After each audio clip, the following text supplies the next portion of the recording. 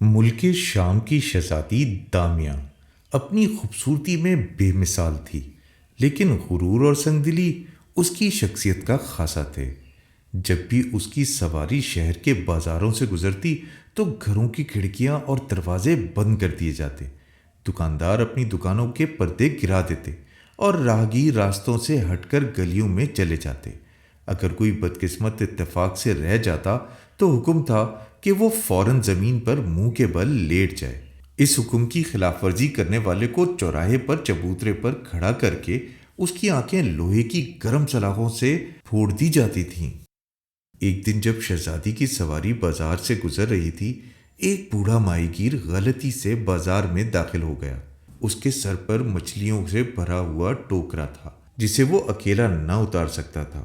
اگر وہ اپنے ٹوکرے کو زمین پر پھینکتا تو مچھلیاں سڑک پر بکھر جاتی۔ بیچارہ ماہی گیر گھبرا کر سوچنے لگا کہ کیا کرے۔ اسی اثنا میں شہزادی کے سپاہیوں نے اسے گرفتار کر لیا۔ جب شہزادی نے اسے دیکھا تو اس نے حکم دیا کہ 2 دن کے بعد دستور کے مطابق اس کی آنکھیں لوہے کی گرم سلاخوں سے نکال دی جائیں۔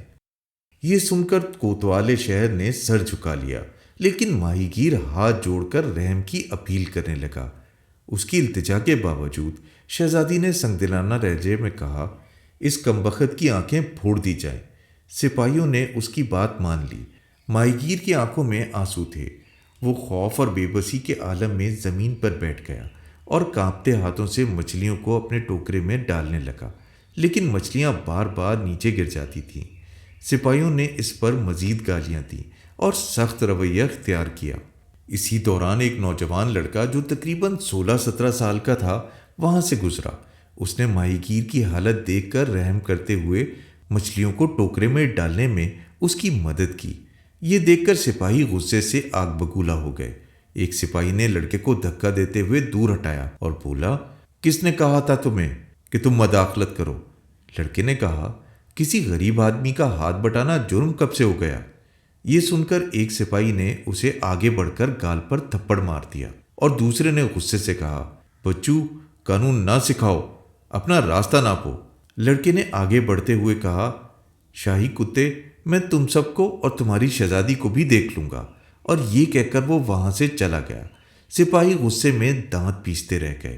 بوڑھے ماہی گیر نے لڑکے کی طرف دیکھتے ہوئے جیسے دعا دی ہو، خدا تجھے کامیاب کرے اور غریبوں کی مدد کرنے کی توفیق عطا فرمائے۔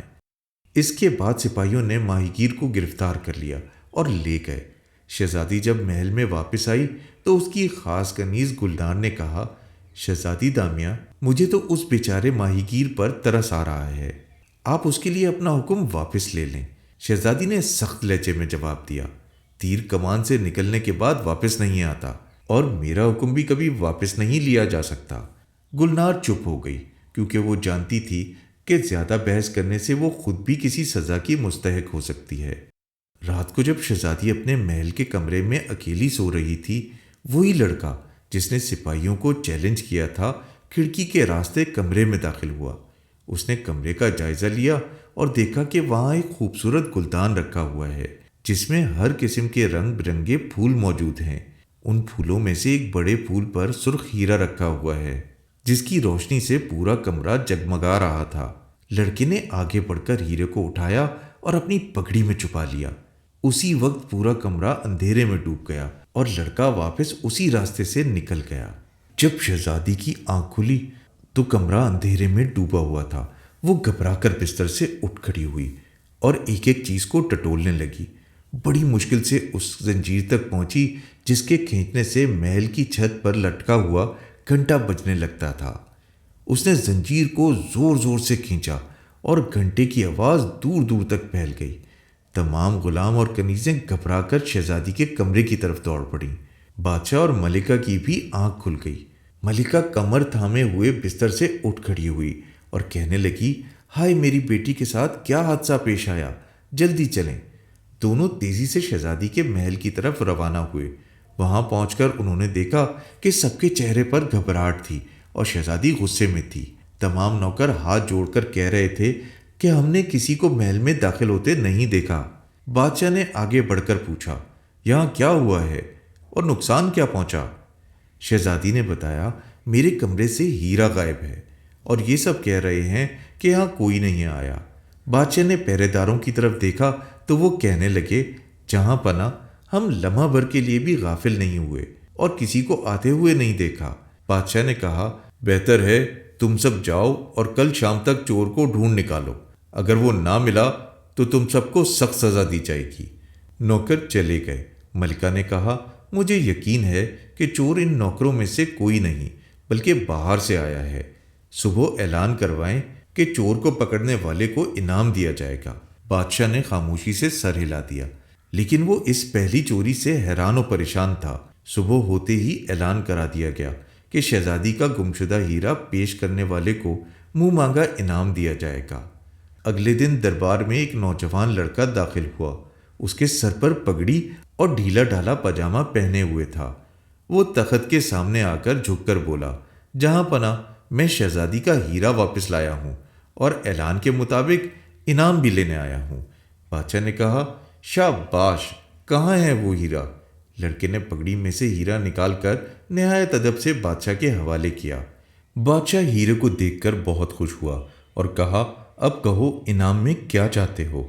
لڑکے نے کہا، پر گزشتہ دن یعنی پرسوں شہزادی نے ایک بوڑھے ماہی گیر کی آنکھیں نکالنے کا حکم دیا تھا، اسے واپس لیا جائے اور ان سپاہیوں کو سزا دی جائے جنہوں نے اسے گالیاں دی تھیں۔ بادشاہ نے کہا، تمہارا اس ماہی گیر سے کیا رشتہ ہے؟ لڑکے نے جواب دیا، کچھ بھی نہیں، میں نے اس کی غربت اور بے بسی پر رحم کیا ہے۔ بادشاہ نے وکیل خاص کو کہا کہ اس ماہی گیر کو رہا کر دو اور سپاہیوں کو سزا دو، لیکن اس لڑکے کو قید میں ڈال دو۔ لڑکے نے کہا، جہاں پناہ میرا جرم کیا ہے؟ بادشاہ نے جواب دیا، چوری، تم نے ہیرا چرایا تھا۔ لڑکے نے کہا، میں نے تو صرف انصاف کے لیے یہ کیا تھا۔ بادشاہ نے کہا، اب مزید صفائی کی ضرورت نہیں۔ لڑکے نے کہا، اگر مجھے قید کیا گیا تو یاد رکھیں میں آپ کا تاج چرا لوں گا۔ بادشاہ غصے میں بولا، نادان لڑکے، بے وقوفی نہ کرو، اور سپاہیوں کو اسے قید کرنے کا حکم دے دیا۔ بادشاہ نے لڑکے کو مزید سناتے ہوئے کہا، اگر تم نے چوری نہ کی ہوتی تو اتنی کم عمری میں ایسی سخت سزا سے محفوظ رہتے۔ لڑکے نے ہنستے ہوئے جواب دیا، دیوانے ہو گئے ہو، میرے ہاتھ کون کاٹ سکتا ہے؟ میں تو سورج نکلنے سے پہلے ہی اس قید سے آزاد ہو جاؤں گا۔ وزیر اعظم جیل کے داروغہ کے پاس گئے اور کہا، آج رات سخت پہرا لگانا اور قید خانے کے اندر مکمل اندھیرا رکھنا تاکہ یہ قیدی لڑکا کسی چیز کو نہ دیکھ سکے۔ داروغہ نے جواب دیا، جہاں پناہ آپ بے فکر رہیں۔ وزیر اعظم واپس چلے گئے اور داروغہ نے قید خانے کے چاروں طرف کے سپاہیوں کو بلایا اور ان کو ہدایات دے کر تعینات کر دیا۔ رات گزر گئی اور صبح وزیر اعظم لڑکے کو دیکھنے کے لیے آئے، لیکن یہ دیکھ کر حیران رہ گئے کہ ہتھکڑیاں اور بیڑیاں فرش پر پڑی ہیں، دروازے اور روشن دان بند ہیں، لیکن چور لڑکا غائب ہے۔ داروغہ کو بلا کر سختی سے کہا، اگر تمام سپاہی جاگ رہے تھے تو یہ لڑکا فرار کیسے ہو گیا؟ داروغہ نے جواب دیا، وزیر اعظم صاحب، آج کی رات میں بھی یہاں موجود تھا اور وقفے وقفے سے قید خانے کا معائنہ کر رہا تھا، مجھے نہیں معلوم وہ کیسے نکل گیا۔ وزیر کو سخت غصہ آیا اور وہ بادشاہ کے پاس گئے۔ بادشاہ بھی غصے سے آگ بگولا ہو گئے اور انہوں نے حکم دیا کہ داروغہ اور تمام سپاہیوں کو قید کر دیا جائے اور صبح و شام ان کی پیٹھ پر 5 کوڑے لگائے جائیں۔ بادشاہ پورے دن پریشانی اور غصے میں رہے، انہوں نے کسی سے بات بھی نہیں کی، حتیٰ کہ شہزادی سے بھی نہیں۔ رات بھی وقت سے پہلے ہی بستر پر چلے گئے۔ صبح شہزادی دامیا بادشاہ کے پاس گئی۔ اس نے دیکھا کہ بادشاہ اداس ہیں اور کھڑکی سے باہر دیکھ رہے ہیں۔ شہزادی نے ان کے کاندھے پر ہاتھ رکھا اور کہا، ابا جان، آپ کی اداسی کی وجہ کیا ہے؟ بادشاہ نے جواب دیا، کل وہ چور لڑکا قید سے فرار ہو گیا اور آج رات میرا تاج چرا کر لے گیا۔ یہ بہت عجیب بات ہے نا کہ وہ سب کی آنکھوں میں دھول جھونک کر محل میں داخل ہوتا ہے اور جو چاہتا ہے اٹھا کر لے جاتا ہے۔ شہزادی نے کہا، میرا خیال ہے کہ وہ نوکروں سے ملا ہوا ہے، ورنہ اسے محل میں آنے کی ہمت نہ ہوتی۔ بادشاہ نے کہا، مجھے یقین ہے کہ بوڑھے ماہی گیر سے اس لڑکے کا ضرور کوئی تعلق ہے، اس لیے ماہی گیر کو گرفتار کیا جائے تاکہ وہ لڑکے کو پکڑنے کی ترکیب بن سکے۔ شہزادی نے اس تجویز کو سراہا۔ بادشاہ نے وزیر اعظم کو حکم دیا کہ ماہی گیر کو گرفتار کر کے لایا جائے۔ سپاہی گھوڑوں پر سوار ہو کر روانہ ہو گئے اور 1 گھنٹے میں ہی ماہی گیر کو پکڑ لائے۔ بادشاہ نے ماہی گیر کو شاندار مہمان خانے میں قید کیا اور اعلان کروایا کہ اس کی آنکھیں نکال کر گدھوں کو کھلا دی جائیں۔ یہ سن کر پورے شہر میں افسوس کا عالم چھا گیا۔ لڑکے نے جب یہ بات سنی تو غصے سے بولا، مجھ پر زور نہیں چلا تو ایک غریب کو نشانہ بنا دیا، لیکن میں انہیں کامیاب نہیں ہونے دوں گا۔ رات کو محل پر سخت پہرا تھا۔ بادشاہ بھی بھیس بدل کر گشت لگا رہے تھے۔ آدھی رات کو شہزادی کے کمرے سے چیخ کی آواز آئی جس سے پورا محل گونج اٹھا۔ بادشاہ، وزیر اور سپاہی جلدی سے وہاں پہنچے۔ انہوں نے دیکھا کہ شہزادی فرش پر بے ہوش پڑی ہے۔ بادشاہ نے فوراً طبیب کو بلایا، جس نے کہا، افسوس، شہزادی کو زہریلے سانپ نے ڈس لیا ہے۔ بادشاہ کی آنکھوں سے آنسو بہنے لگے۔ وہ روتے ہوئے بولے، یا اللہ، تو نے میرا سہارا بھی چھین لیا۔ صبح شہزادی کو دریا کے کنارے شاہی قبرستان میں دفن کر دیا گیا اور اس خبر نے پورے ملک کو افسوس میں مبتلا کر دیا۔ پورے ملک میں غم و اندوہ کی فضا چھا گئی۔ ہر گھر میں افسوس کیا جا رہا تھا۔ دکانیں، مدرسے، عدالتیں، غرض ہر کاروبار بند کر دیا گیا۔ مساجد اور دیگر عبادت گاہوں میں شہزادی کے لیے دعائیں مانگی جا رہی تھیں۔ دوسری صبح بادشاہ اپنے وزیروں اور امیروں کے ساتھ اپنی چہیتی بیٹی کی قبر پر فاتحہ پڑھنے اور پھول چڑھانے کے لیے گیا، لیکن وہاں پہنچ کر اس نے دیکھا کہ قبر کھلی ہوئی ہے۔ ارد گرد مٹی کے ڈھیر لگے ہوئے ہیں اور قبر میں سے میت غائب ہے۔ یہ منظر دیکھ کر بادشاہ کو ایسا صدمہ ہوا کہ وہ بے ہوش ہو کر زمین پر گر پڑا۔ لوگوں نے پانی لا کر اس کے چہرے پر چھینٹے دیے اور پنکھا جھل کر اسے ہوش میں لائے، لیکن بادشاہ کے حواس ہوش میں آنے کے بعد بھی قائم نہ تھے۔ وہ ایک ایک کی صورت کو اس طرح دیکھ رہا تھا جیسے وہ سب اس کے لیے اجنبی ہوں۔ وزیروں نے آپس میں مشورہ کر کے بادشاہ کو اٹھایا اور بگھی میں ڈال کر محل کی جانب روانہ ہو گئے۔ شاہی طبیب نے بادشاہ کا علاج کیا اور 4 دن کے بعد اس کے حواس بحال ہوئے۔ بادشاہ کو اپنی بیٹی کے مرنے کا اتنا غم نہ تھا جتنا اس کی میت کے غائب ہو جانے کا ملال تھا۔ اس لیے اس نے جاسوسوں کو مقرر کیا کہ میت چرانے والے کا سراغ لگائیں۔ جاسوسوں نے شہر میں ایک جال سا بچھا دیا اور چور کو تلاش کرنے لگے، لیکن انہیں کیا معلوم تھا کہ میت کا چور شہر سے نکل کر ملک کی سرحد بھی پار کر چکا ہے۔ چور اپنے تیز رفتار سفید گھوڑے پر مردہ شہزادی کو رکھے ہوئے نہایت تیزی سے بغداد کی جانب جا رہا تھا، کیونکہ اسے یقین تھا کہ بغداد میں اسے پناہ مل جائے گی۔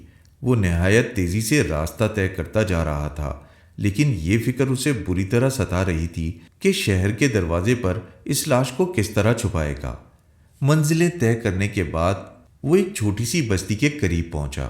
اس نے لاش کو گھنی جھاڑیوں میں چھپا دیا اور بستی میں جا کر لکڑی کا ایک صندوق خرید لایا۔ پھر لاش کو اس صندوق میں بند کر کے بغداد کی طرف روانہ ہو گیا۔ رات کا وقت تھا اور شہر کے دروازے بند کیے جانے والے تھے کہ وہ چور صندوق لے کر وہاں داخل ہوا۔ وہاں ایک سوداگر کھڑا ہوا تھا۔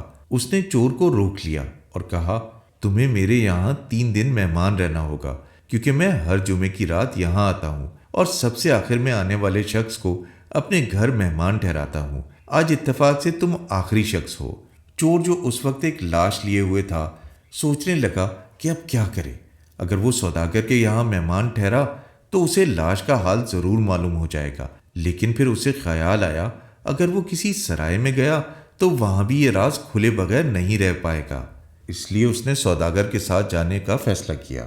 سوداگر نے اسے اپنے شاندار محل میں لے جا کر ایک خوبصورت کمرہ دیا اور کہا، یہ کمرہ تمہارے لیے ہے، یہاں تمہیں کسی چیز کی کمی نہیں ہوگی۔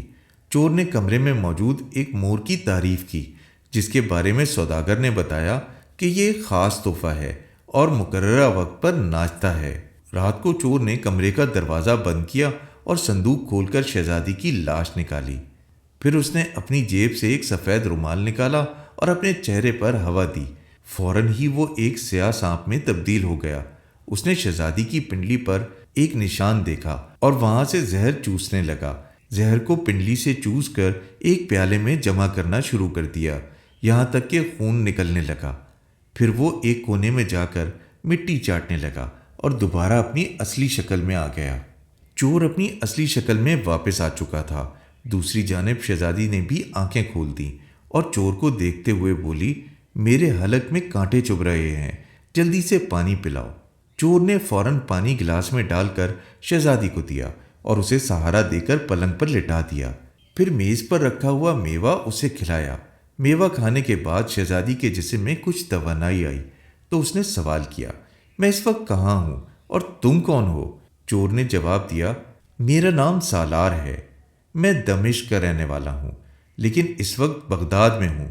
شہزادی نے کچھ سوچتے ہوئے کہا، آنکھ کھلنے سے پہلے میں ایک خواب دیکھ رہی تھی، بہت ہی خوفناک خواب، لیکن جو کچھ خواب کے آخر میں دیکھا وہی آنکھ کھلنے کے بعد بھی نظر آ رہا ہے۔ یہ کیا ماجرا ہے؟ سالار بولا، آپ نے خواب میں کیا دیکھا تھا؟ شہزادی کہنے لگی، میں نے دیکھا کہ میں مر چکی ہوں اور مجھے دریا کے کنارے شاہی قبرستان میں دفنا دیا گیا ہے۔ پھر اچانک قبر کھلی اور تم نے مجھے نکال کر سفید گھوڑے پر ڈال دیا اور اسے تیزی سے دوڑانے لگے۔ بہت دور جانے کے بعد تم نے مجھے جھاڑیوں میں چھپایا، پھر ایک صندوق لائے اور اس میں بند کر دیا۔ کافی دیر بعد تم نے مجھے صندوق سے نکالا اور سیاہ سانپ بن کر میرا زہر چوسنے لگے۔ سالار حیرت سے اس کی صورت دیکھنے لگا کہ یہ سب کچھ اسے کیسے معلوم ہو گیا۔ وہ ابھی اسی الجھن میں تھا کہ شہزادی نے پوچھا، تم کیا سوچ رہے ہو؟ کیا میں اپنے محل میں ہوں یا کہیں اور؟ سالار نے کہا، تم نے جو کچھ خواب میں دیکھا تھا وہ سب حقیقت ہے۔ تمہارے والد نے تمہیں دفن کیا کیونکہ ایک سانپ نے تمہیں ڈس لیا تھا، لیکن مجھے معلوم تھا کہ سانپ کا زہر ڈسے جانے کے بعد 3 دن تک اثر کرتا ہے، اس لیے میں قبر کھود کر تمہیں یہاں لے آیا۔ شہزادی نے حیرت سے پوچھا، تم مجھے کیسے جانتے ہو؟ سالار بولا، میں دمشق کا چور ہوں، ایک دفعہ تمہارے محل میں ہیرا چرانے آیا تھا اور اسی وقت میں نے تمہیں دیکھا تھا۔ شہزادی نے سوال کیا، تم سانپ کیسے بن گئے تھے؟ کیا تم کوئی جادوگر ہو؟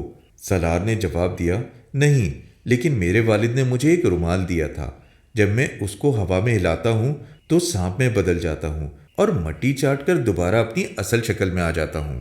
شہزادی نے آنکھیں بند کر لی اور کچھ دیر سوچنے لگی۔ سالار نے پوچھا، کیا سوچ رہی ہو؟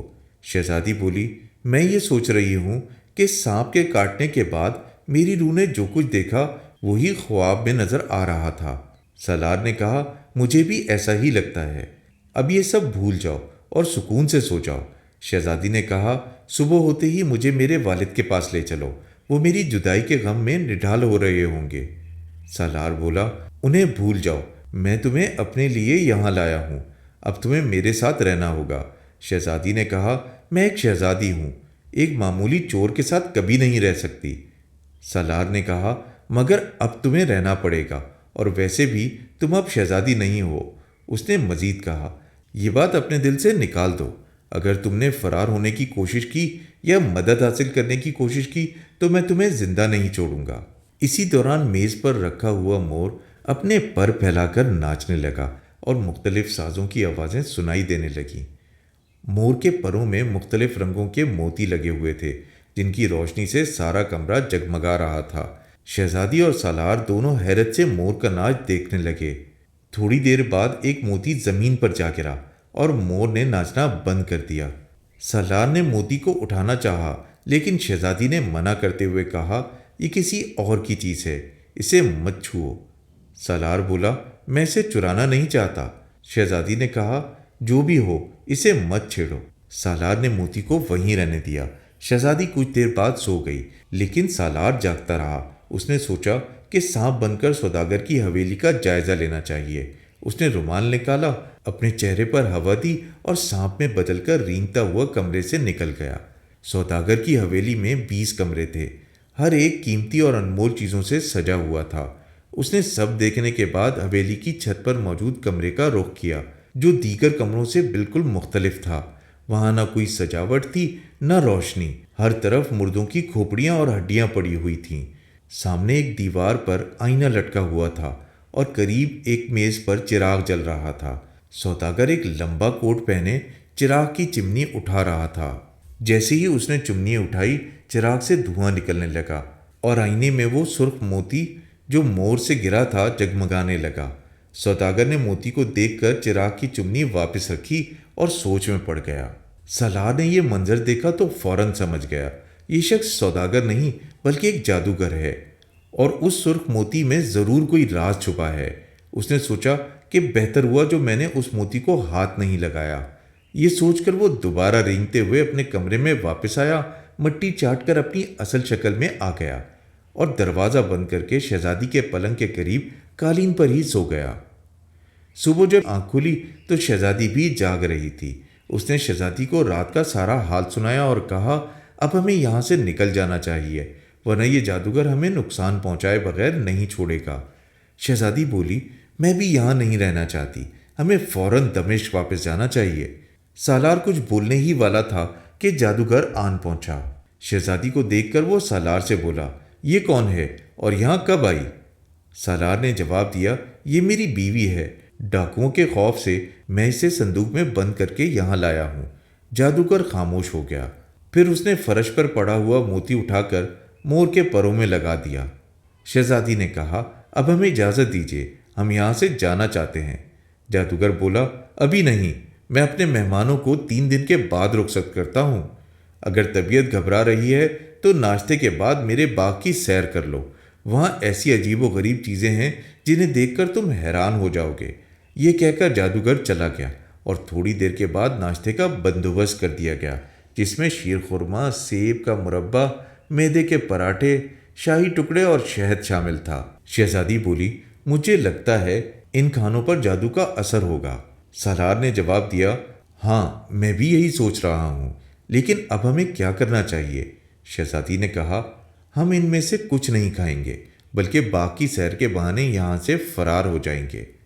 سالار نے اس تجویز سے اتفاق کیا اور ناشتہ خالی صندوق میں ڈال دیا۔ جادوگر واپس آیا اور دونوں کو اپنے ساتھ باغ لے گیا۔ وہ بولا میں بازار جا رہا ہوں، تم یہاں باغ کی سیر کر لو لیکن کسی چیز کو ہاتھ مت لگانا۔ جادوگر روانہ ہو گیا۔ دونوں باغ کی سیر کرنے لگے اور یہ دیکھ کر حیران رہ گئے کہ باغ کے تمام پھول پیلے رنگ کے تھے اور شاخوں پر کوئی پتی موجود نہیں تھی۔ چلتے چلتے وہ ایک بارہ دری میں پہنچے جہاں بے شمار پنجروں میں خوبصورت پرندے قید تھے۔ شہزادی بولی میں نے ایسے پرندے کبھی نہیں دیکھے۔ سالار نے کہا ایسے پرندے حاصل کرنا جادوگر کے لیے کوئی مشکل نہیں۔ اسی وقت ایک سفید پرندہ بولا کیا تم ہماری مدد کرو گے؟ شہزادی نے حیرت سے کہا تم انسانوں کی طرح کیسے بول سکتے ہو؟ پرندے نے جواب دیا ہم سب جانور نہیں بلکہ انسان ہیں جنہیں جادوگر نے جانور بنا کر قید کر رکھا ہے۔ اگر تم کسی طرح حویلی کی چھت پر جا کر چراغ کو روشن کر دو اور اس کی چمنی توڑ دو تو ہم سب دوبارہ انسان بن جائیں گے۔ سالار اور شہزادی اپنے کمرے میں واپس آ گئے۔ شہزادی پلنگ پر لیٹ گئی جبکہ سالار چھت پر گیا جہاں اس نے چراغ کو روشن کیا اور اس کی چمنی توڑ دی۔ اس کے ٹوٹتے ہی جادو کا اثر ختم ہو گیا۔ جب وہ واپس آیا تو شہزادی ایک خوبصورت لڑکی سے باتیں کر رہی تھی۔ لڑکی نے سالار کو سلام کیا اور کہا کہ جادوگر نے اسے مور میں تبدیل کر رکھا تھا۔ سالار نے کہا چمنی توڑنے سے جادو کا اثر ختم ہو گیا ہوگا، باقی پرندے بھی انسان بن گئے ہوں گے۔ یہ کہہ کر وہ باغ میں گیا جہاں پیلے پھول مختلف رنگوں میں بدل چکے تھے۔ لوگوں کا ایک گروہ قریب آ رہا تھا جنہوں نے سالار کا شکریہ ادا کیا اور کہا جادوگر کی واپسی سے پہلے ہمیں یہاں سے چلے جانا چاہیے۔ سالار نے ان کے حالات پوچھے تو معلوم ہوا کہ زیادہ تر لوگ تاجر تھے جو اپنا مال بیچنے کے لیے بغداد آئے تھے۔ باقی لوگ بادشاہ اور شہزادے تھے جو بھیس بدل کر بغداد کی سیر کرنے اور یہاں کے حالات جاننے آئے تھے، لیکن جادوگر نے ان سب کو قید کر لیا تھا۔ شہزادے نے ان سب سے کہا کہ حویلی میں چل کر سب اپنا اپنا سامان سمیٹ لیں، اور سب لوگ حویلی کے اندر داخل ہو گئے۔ ان سب نے حویلی میں اپنے سامان کی تلاش کی مگر کسی کو بھی اپنا مکمل سامان نہ ملا۔ انہوں نے حویلی میں موجود قیمتی چیزیں اپنے سامان کے بدلے اپنے پاس رکھ لیں۔ اس سوداگر کے دربان چیختے چلاتے رہے مگر کیونکہ لوگ کافی تعداد میں تھے تو وہ سب حویلی سے چیزیں لے کر باہر چلے گئے۔ تمام سوداگر، سالار اور شہزادی، سب لوگوں نے شہر کے باہر پڑاؤ ڈال دیا۔ وہ روزانہ شہر میں جاتے اور جمع کیا ہوا مال و اسباب بیچتے اور اس کو بیچ کر اپنا نقصان پورا کرتے۔ دوسری طرف جادوگر جب اپنی حویلی میں آیا تو اس کو دربانوں نے بتایا کہ تمام پرندے انسان بن گئے، اور سالار اور شہزادی ان سب کو لے کر یہاں سے چلے گئے اور انہوں نے حویلی میں موجود سامان بھی لوٹ لیا۔ جادوگر یہ بات سنتے ہی فوراً باغ کی طرف بھاگا۔ وہاں اس نے دیکھا کہ تمام پیلے پھول مختلف رنگوں کے پھولوں میں بدل گئے ہیں۔ ساتھ ہی ساتھ اس نے دیکھا کہ تمام پنجرے جن میں پرندے قید تھے خالی ہیں۔ وہ تیز قدموں سے چلتا ہوا سالار کے کمرے میں پہنچا۔ اس نے دیکھا کہ وہاں سے مور بھی غائب ہے۔ اب وہ چھت کی طرف روانہ ہوا۔ وہاں پہنچ کر کیا دیکھتا ہے کہ چراغ کی چمنی ٹوٹی ہوئی ہے۔ اس نے اپنا سر پکڑ لیا۔ وہ چمنی اس نے 40 سالوں کی ریاضت کے بعد حاصل کی تھی۔ اس کو سمجھ میں آ گیا کہ یہ سب کچھ سالار اور اس شہزادی کا کیا دھرا ہے۔ جادوگر نے ایک نجومی کا بھیس بدلا اور شہر کی طرف روانہ ہو گیا۔ لوگوں سے پوچھتے پوچھتے وہ ان خیموں کے پاس جا پہنچا جہاں پر تمام سوداگر جو اس کی حویلی سے آزاد ہوئے تھے رہ رہے تھے۔ نجومی نے زور زور سے آوازیں لگانا شروع کر دیں کہ اپنی قسمت کا حال جان لو۔ شہزادی کو شوق ہوا کہ وہ نجومی سے اپنے قسمت کے بارے میں معلوم کرے۔ اس نے نجومی کو اپنے پاس بلا لیا۔ نجومی شہزادی کو دیکھتے ہی غصے میں آ گیا، مگر اس نے اپنا غصہ کنٹرول کیا اور شہزادی نے اپنا ہاتھ اس کی طرف بڑھایا جن کی لکیروں کو وہ بغور دیکھتا رہا۔ پھر اس نے جیب سے ایک ڈبیا نکالی اور اس کا ڈھکنا کھول کر کہا، جو بھی سوال آپ کے ذہن میں آتا ہے سوچ لو، تمہارے سوالوں کے سارے جواب اس ڈبیا کے شیشے میں نظر آ جائیں گے۔ شہزادی اس ڈبیا کو اپنے آنکھوں کے پاس لے گئی، مگر دراصل اس ڈبیا میں بے ہوشی کی دوا موجود تھی۔ جیسے ہی ڈبیا وہ اپنے چہرے کے پاس لے کر گئی تو اس کی سانس کے ذریعے بے ہوشی کی دوا اس کے جسم میں داخل ہو گئی اور پھر وہ بے ہوش ہو گئی۔ جادوگر نے خاموشی سے خیمے سے باہر جھانک کر دیکھا کہ کوئی شخص موجود نہ ہو۔ اس کے بعد اس نے شہزادی کو اٹھایا اور کندھے پہ اٹھا کر جنگل کی طرف تیز تیز چلنا شروع کر دیا۔ ادھر دوسری طرف جیسے ہی سالار خیمے میں واپس آیا تو شہزادی کو نہ پا کر تھوڑا پریشان ہوا۔ اس نے ارد گرد کے خیمے والوں سے دریافت کیا کہ ان میں سے کسی نے شہزادی کو دیکھا ہے، تو ان سب نے نفی میں سر ہلا دیا اور انہوں نے کہا کہ تھوڑی دیر پہلے شہزادی ایک نجومی کے ساتھ اندر خیمے میں گئی تھی اور اس کے بعد ہمیں نہیں پتا کہ وہ کہاں چلی گئی۔ سالار نے اپنے خیمے کے باہر قدموں کے نشان دیکھے۔ وہ نشانوں کے پیچھے پیچھے چل پڑا۔ وہ نشان جنگل کی طرف جا رہے تھے۔ سالار تیزی سے ان قدموں پر چلنا شروع ہو گیا اور وہ تقریباً بھاگ رہا تھا۔ تھوڑی دیر کے بعد ہی اس کو وہ نجومی شہزادی کو کندھے پہ ڈالے ہوئے جاتا ہوا دکھائی دیا۔ پہلے تو سالار نے سوچا کہ وہ سانپ بن کر جائے اور اس نجومی کو ڈس لے، لیکن پھر وہ کچھ سوچ کر رکا اور نجومی کے پیچھے پیچھے چلنا شروع ہو گیا۔ سالار نے جب دیکھا کہ جادوگر رکنے کا نام نہیں لے رہا تو اس نے زور سے جادوگر کو پکارا اور کہا، میں تمہیں پہچانتا ہوں، شہزادی کو میرے حوالے کر دو۔ جادوگر گھوما اور اس نے شہزادی کو نیچے زمین پر لٹایا اور اپنی جیب سے کچھ ہڈیاں برآمد کیں اور کہنے لگا، خبردار تم واپس چلے جاؤ ورنہ میں تمہیں جلا کر بھسم کر دوں گا یا کسی جانور میں بدل دوں گا۔ سالار جانتا تھا کہ وہ ایک جادوگر ہے، اس لیے اس نے مناسب یہ سمجھا کہ وہاں سے چلا جائے۔ وہ واپس جانے کے لیے مڑا اور جھاڑی میں جا کر رومال نکالا اور اس سے اپنے چہرے کو ہوا دی، جس سے وہ سانپ میں تبدیل ہو گیا اور خاموشی سے رینگتا ہوا جادوگر کے پیچھے آ گیا۔ جادوگر مسکرا رہا تھا۔ جادوگر نے سوچا کہ اس کی دھمکی کام کر گئی اور سالار ڈر کر بھاگ گیا۔ اب وہ شہزادی کو اٹھانے کے لیے جیسے ہی جھکا، سانپ بنے سالار نے اس کی کلائی پر ڈس لیا۔ جادوگر تھوڑی ہی دیر میں چکرا کر زمین پر گرا اور اس کے بعد تھوڑی دیر تڑپ کر ٹھنڈا ہو گیا۔ سالار مٹی چاٹ کر اپنی اصل شکل میں آ گیا۔ اس نے دیکھا کہ شہزادی بے ہوش ہے۔ وہ جلدی سے قریب کے چشمے پر گیا، وہاں سے پانی لا کر شہزادی کے چہرے پر چھڑکتا رہا۔ تھوڑی دیر میں شہزادی کو ہوش آ گیا۔ سالار نے شہزادی سے کہا، اگر میں وقت پر نہ پہنچتا تو معلوم نہیں یہ ظالم تمہارے ساتھ کیا سلوک کرتا۔ شہزادی نے غور سے اس کی طرف دیکھا تو پہچان گئی کہ وہ شخص ظالم جادوگر تھا۔ وہ گھبرا کر کھڑی ہو گئی اور بولی، مجھے کیا خبر تھی کہ یہ دھوکے باز نجومی بن کر آیا ہے۔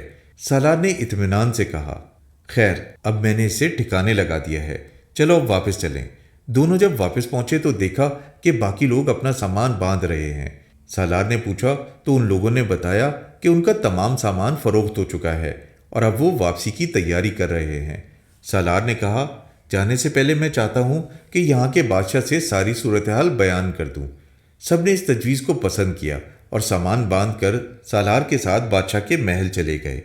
محل پہنچنے کے بعد زیادہ انتظار نہیں کرنا پڑا اور بادشاہ سے جلد ملاقات ہو گئی۔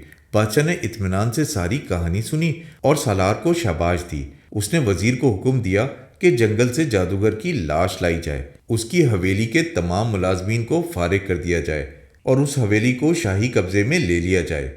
وزیر حکم بجا لانے کے لیے روانہ ہو گیا۔ بادشاہ نے تمام لوگوں کے ساتھ محل کے ملازمین کو بھی روانہ کیا تاکہ وہ خیمے اکھاڑ کر اور سامان سمیٹ کر محل لے آئیں۔ بادشاہ نے ان سب کو اپنا مہمان بنا لیا۔ 3 دن کے بعد جادوگر کی حویلی سالار کو دے دی گئی اور وہ اس کا مالک بن گیا۔ بادشاہ نے سالار کو مزید جاگیروں اور ایک خاص وظیفہ عطا کیا کیونکہ اس نے بغداد کو بدنامی سے بچایا اور آنے والے تاجروں اور سیاحوں کو جادوگر کے ظلم سے نجات دلائی تھی۔ اس موقع پر تاجروں نے بھی سالار کو انعامات دیے اور دیگر ممالک کے شہزادوں اور بادشاہوں نے وعدہ کیا کہ وہ اپنے اپنے ملک پہنچ کر تحفے بھیجیں گے۔ اگرچہ سالار چور تھا لیکن اس کی ہمدردی، بہادری، عقل مندی اور ہوشیاری کی وجہ سے شہزادی دامیہ کو اس سے محبت ہو گئی تھی اور اب وہ اسی کے ساتھ زندگی گزارنا چاہتی تھی۔ سالار بھی وقت کے ساتھ شہزادی کے قریب آ گیا اور اسے دل سے چاہنے لگا تھا۔ 1 مہینے تک بغداد میں رہنے کے بعد سالار نے شہزادی دامیہ سے کہا، تمہارے والد صاحب تمہاری جدائی کے غم میں بے حد پریشان ہوں گے، ہمیں جا کر انہیں تسلی دینی چاہیے۔ شہزادی یہ سن کر بہت خوش ہوئی اور اسی دن دونوں دمشق کے لیے روانہ ہو گئے۔ دوسری طرف ملک شام کا بادشاہ اپنی اکلوتی بیٹی کے غم میں نڈھال ہو چکا تھا۔ اس کی صحت گر گئی تھی، آنکھوں سے ہر وقت آنسو بہنے کی وجہ سے بینائی بھی کمزور ہو گئی تھی اور راتوں کی نیندیں اڑ چکی تھیں۔ جب اس کی بیٹی اچانک اس کے پاس پہنچی تو اس کے جسم میں ایک نئی روح اور تازہ قوت آ گئی۔ اس نے بیٹی کو سینے سے لگایا لیکن پھر سوچا کہ بیٹی تو مر چکی ہے۔ یہ خیال آتے ہی وہ گھبرا گیا اور بولا، تو کون ہے؟ میری بیٹی تو مر چکی ہے۔ شہزادی نے ہنستے ہوئے کہا، ابا جان مجھے سانپ نے ڈسا تھا اور سانپ کے ڈسنے کے بعد انسان 3 دن تک زندہ رہتا ہے۔ دوسرے دن یہ صاحب مجھے قبر سے نکال کر بغداد لے گئے اور میرا زہر چوس کر مجھے ہوش میں لے آئے۔ پھر اس نے سارا واقعہ تفصیل سے بیان کیا۔ یہ سن کر بادشاہ نے سالار کو سینے سے لگا لیا اور اتنا خوش ہوا کہ 1 ہفتے کے بعد اپنی بیٹی کی شادی اس سے کر دی اور اسے اپنا وارث بنا دیا۔ شادی کے بعد دونوں بغداد چلے گئے اور نہایت سکون کی زندگی گزارنے لگے۔ سالار کی ماں اس کی کامیاب زندگی دیکھ کر بہت خوش تھی اور اس کے لیے دعا کرتی رہتی تھی۔ 10 سال کے بعد جب بادشاہ کا انتقال ہوا تو سالار تخت کا مالک بنا اور مرتے دم تک حکومت کرتا رہا۔